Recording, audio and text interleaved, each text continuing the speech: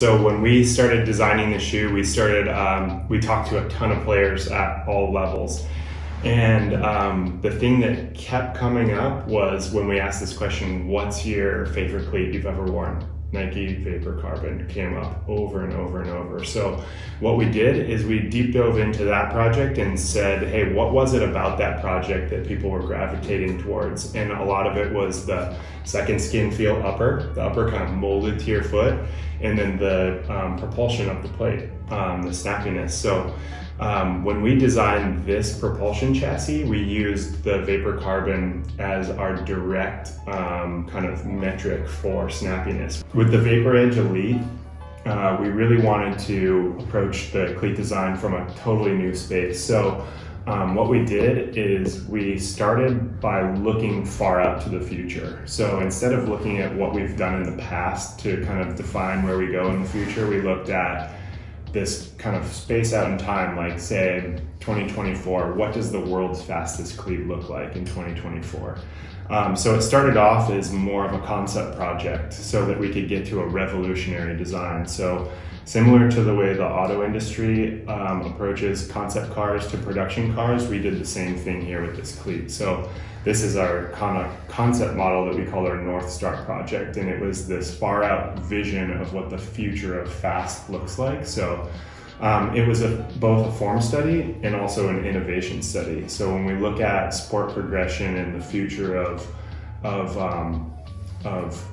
speed in football, both on the offensive and defensive side of the ball, we really want to create something that's going to give players a lot of confidence. So I think the first major thing that you see here is that the shoe has no exposed laces. So that all comes down to this fit system. So it's the Ghost Lace fit system, and what it does is it's an internal fit system that wraps your foot like a second skin. And then we have a single touch point lace activation. So that's how this toggle works. And when you pull the toggle, all of the laces tighten all the way down. So what that innovation allowed us to do was to fully shroud the shoe. So I cut this one open so that we could look at the internal working of it, but then we have this 360 Flyknit upper. So that's really unique because we have this internalized second skin, and then we add the layer of lightweight protection with the 360 upper. And then we've engineered stretch into it as well for foot entry and comfort. So the Flyknit that we're using is called Atom Knit. So it's the lightest, strongest Flyknit we've used. This is the same knit structure that was used in the Alpha Fly running shoe that Kipchoge just broke the 2-hour marathon with. And then we just re-engineer it slightly for the size and movement of football athletes. And then the next thing that we talk about with a revolution is propulsion and traction. So what we did here is we re-engineered how the shoe comes together. So we have the upper completely wrapping the foot in encasing this propulsion plate. So this is where kind of all the magic happens with the snappiness and propulsion feeling. So super snappy, propulsive forefoot, and then it stiffens up and gets rigid in the midfoot and heel. So that's right inside the shoe. If you take the sock liner out, you're going to expose this. So that new setup really allowed us to optimize propulsion, fully optimize propulsion, and then it allowed us to optimize traction separately. So this all works as a system. So the traction's really unique, and with the pod system, we have these edge cleats in the forefoot. So Vapor Edge, a lot of that comes from kind of the edge of innovation, and it also comes from these outrigger cleats. So what these do is we've moved the traction all the way out to the edge of the shoe. So that gives the player the ability to make these full speed cuts with a ton of confidence. So that's a huge unlock for us. When we talk to players, like a big thing that they talk about is the ability to go in and out of breaks at full speed. So that's one of the things that we really looked at here. And then as an overall, we started this project a couple of years ago, We were working with OBJ on it, and one of the things that he said he wanted in his future cleat was a sock with spikes. This idea of cleats kind of growing out of the bottom of your foot. So what that's allowed us to do is kind of create a shoe that feels more like it's an extension of your body rather than a piece of equipment. So when you take things like that 360 fit, the confidence and the traction, this thing's gonna move with your body in a way that cleats haven't done before. So that's pretty much the tech. How long have you guys been working on this? 2 years. 2 years. So Yeah. that first idea was 2 years ago. Probably a little longer for this piece. Gotcha. So this project started in late 16, early 17, and that transitioned right into the real shoe. Yeah. So what's great about it is you can take the concept model and the final product and put them next to each other and clearly see the lineage. You know, this came from a place. This is kind of like turning the dream into a reality. So you see a lot of the design elements like that fin on the back, the aerodynamic form, the outrigger cleats. You just see a lot of that translating into the final product. Was that the first time you used that tech behind the lacing? This is the first time we've used this tech. So the great thing about Nike innovation is our innovation is coming out of one place called NXT. So that's kind of our in-house innovation space, and a lot of the work that they do is they come up with innovation platforms. So platforms for fit, propulsion, traction, and then we take parts of those and we engineer them specifically for football movements.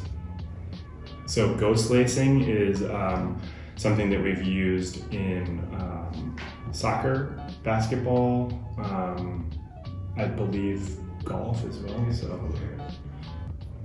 So you mentioned when you talked about the plate, you talked a little bit about the snappiness of it. So carbon is something that I've been a fan of, used in a lot of your cleats previously, something I love because of the snappiness and you get that rebound, with the energy. How does this compare to carbon in terms of weight and return energy? That's an awesome question. So when we started designing the shoe, we talked to a ton of players at all levels. And the thing that kept coming up was when we asked this question, what's your favorite cleat you've ever worn? Nike Vapor Carbon came up over and over and over. So what we did is we deep dove into that project and said, hey, what was it about that project that people were gravitating towards? And a lot of it was the second skin feel upper, the upper kind of molded to your foot, and then the propulsion of the plate, the snappiness. So when we designed this propulsion chassis, we used the Vapor Carbon as our direct kind of metric for snappiness. Where is it flexible? Where is it stiff? How much snap are we getting out of it? And then this structure that you see, this kind of like grid structure, we used generative design tools, which we take data and we use a program to give us like optimal thicknesses, spacing, that allows us to create something in one single mold that's going to be super snappy in one area and super stiff in another. So what we've done here is we've matched all the metrics of that Vapor Carbon plate. So we have the same snap and the same stiffness in the same spots, just in a newer kind of more future forward manufacturing and design process. And then the Vapor Carbon's also had like a tiny airbag in the heel. Yeah. And so is air ever going to make a return back to football cleats? I probably can't answer that question yet. I guess why isn't it included in this, or why hasn't it been since the Vapor Carbon? Yeah, so again, when we talked to players on both sides of the ball, they spoke about how important forefoot was. So a lot of players are coming from a track and field background. And if you look at a track spike, you have elevated heel. The forefoot's engaged, the heel's off the ground. So we actually took inspiration from that, and the architecture of this this shoe, when you fully engage the forefoot cleats, the heel is slightly off the ground. So that's giving you the feeling of that track spike, ready, like it's just poised for movement. So that's a big piece of what we've done here as well. Cool, thank you. I was kind of curious what the significance of the CC6 on the plate is. Yeah. Is that like the name of it, or? So CC6 has a really special meaning to the team that I work on, our football team. So CC6 stands for a teammate of ours that passed away in the last year in January of cancer. So this is really just kind of remembering him and the legacy that he was able to provide our team. So he was our team leader. So we're gonna highlight him on every pair of cleats that we make.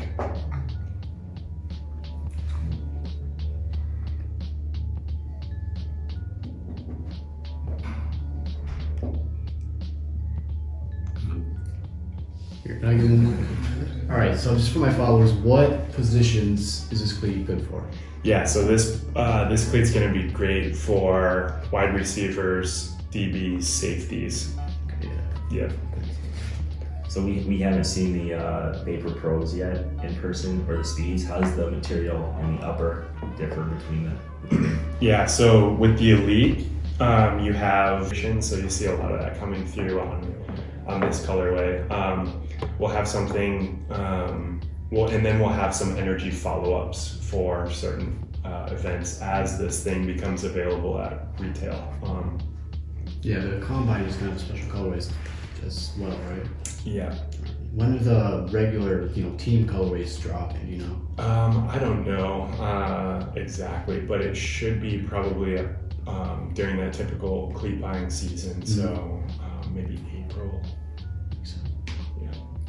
As we look at how sneaker culture has become more popular, we see it in basketball in terms of the upper designs and what you can do.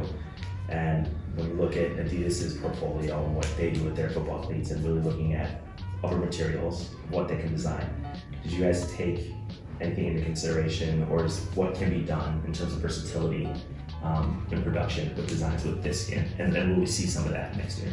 Yeah, so I think the biggest thing for us is Flyknit. Flyknit has so much flexibility, and it's one of these technologies that we're constantly innovating with. So it gives us the ability to really zone out certain areas and give them different performance characteristics. So if you guys pass this panel around, you'll kind of see how those zones work. But you can engineer stretch in, and then you can engineer lockdown in super seamlessly. The other great thing about Flyknit that is a huge advantage for us, and when we talk about like the future of footwear manufacturing, the future of performance, athletic footwear sustainability is like top of mind. That's going to become something that's it's essentially going to become a non-negotiable. So Flyknit is a really great step towards sustainability in performance footwear because there's so little waste. With a traditional manufacturing method, you're taking rolls of materials and you're die cutting parts out of them. So all of the space in between those kind of shell patterns has to be kind of reused or scrapped. This gives us the ability to knit shoes to the perfect shape, one by one. It's almost like coming off of a printer. So there's virtually no waste in this process. From the sidelines, we gotta hustle cause we gotta eat.